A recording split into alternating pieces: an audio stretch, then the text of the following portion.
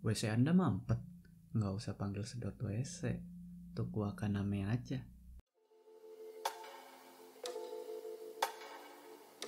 I guess for now you've got the last laugh. Kadang yokai bentuknya monster. Kadang juga cuma sekedar roh halus dari alam lain. Tapi kadang yokai juga ada yang suka ngejilatin tai.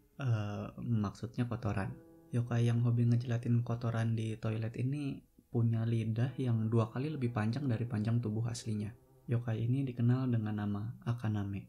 Hantu yang kalau menurut gue hobinya tuh lebih ke lucu dan menjijikan. Nggak serem. Dia dari cerita rakyat Jepang.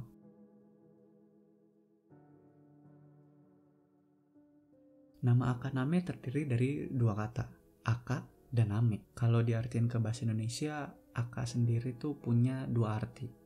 Artinya tuh bisa merah atau bisa kotoran. Jadi Akaname ini bisa diartiin penjilat kotoran atau penjilat merah. Karena ya banyak sumber atau orang yang mengatakan Akaname ini warna badannya merah. Akaname mulai populer dari zaman Edo melalui karya sastra dan literasi. Dan tentu saja dari cerita mulut ke mulut rakyat Jepang pada saat itu.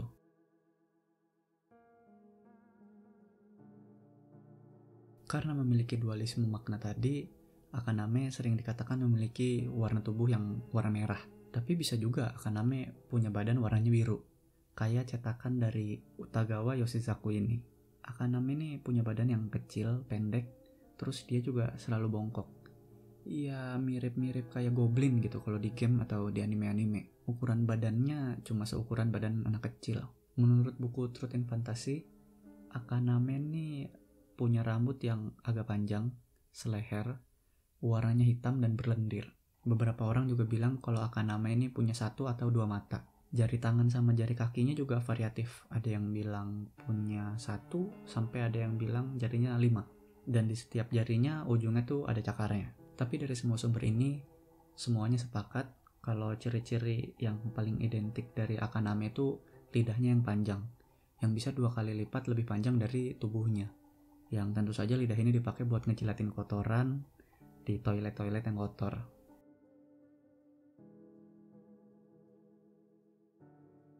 Dalam legendanya dikatakan kalau Akaname ini sebenarnya pemalu. Dan mereka ini cenderung ngumpet atau kabur kalau ngerasain ada hawa keberadaan manusia. Introvert kayaknya ini. Tapi kebanyakan orang tetap ngerasa kalau Akaname ini menyeramkan. Dan banyak orang yang lebih memilih untuk menghindari Akaname dengan cara tidak ke WC di tengah malam. Takut-takut kalau ada Akaname di WC-nya gitu. Untungnya, Akaname ini mudah sekali untuk dijauhi atau dicegah kedatangannya gitu. Sama aja kayak kalau kutu itu demen kan di rambut yang kotor. Nah, Akaname juga sama. Akaname cuma akan datang atau menghampiri toilet-toilet atau WC-WC rumah yang emang kotor, yang emang jarang dibersihin gitu, yang hitam-hitam.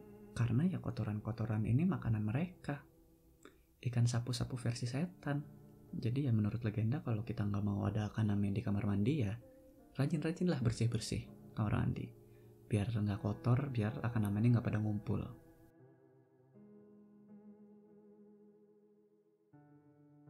Kayak tadi gue bilang, Akaname ini cuma datang di kamar mandi atau WC yang memang kotor banget gitu.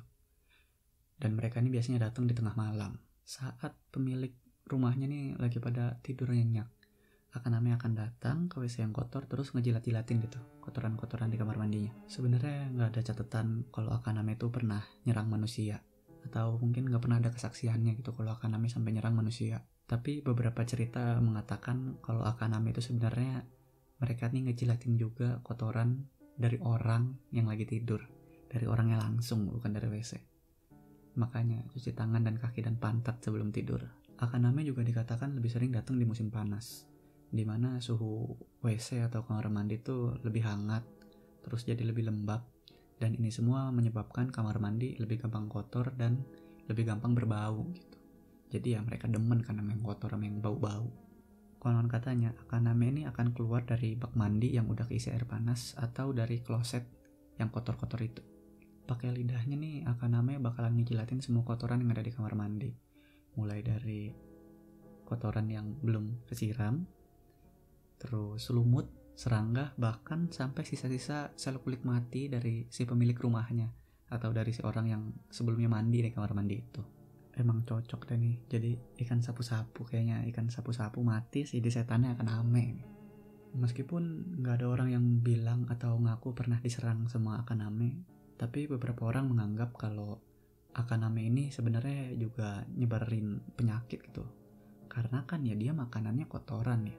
Jadi ke tempat yang kotor dia bersihin tapi dianya sendiri kotor. Jadi nyebarin virus atau bakteri penyakit. Jadi tetap merugikan sebenarnya. Kalau gue sih kalau akaname gini beneran ada ya gue sih seneng ya. Nggak usah bersih-bersih WC, biarin aja kotor, besok pagi wah sudah kinclong, udah ada yang bersih-bersih. Nggak perlu nyewa asisten rumah tangga, nggak perlu takut WC mampet kudu manggil sedot WC, tungguin aja akaname dateng. Tapi menurut gue sih cerita akaname ini sebenarnya cuma buat pengingat kalau orang-orang atau kita tuh harus rajin bersih-bersih WC, karena kotor sendiri kan ya emang sumber penyakit ya, makanya mesti rajin bersih-bersih. Oke, dah segitu aja dari gua. Kalau kalian suka, kalian boleh like dan subscribe. Kalau nggak suka ya dislike aja. Kalau ada omongan gua yang salah ya langsung aja koreksi di bawah. Ya maaf, namanya juga sok tahu. Ya.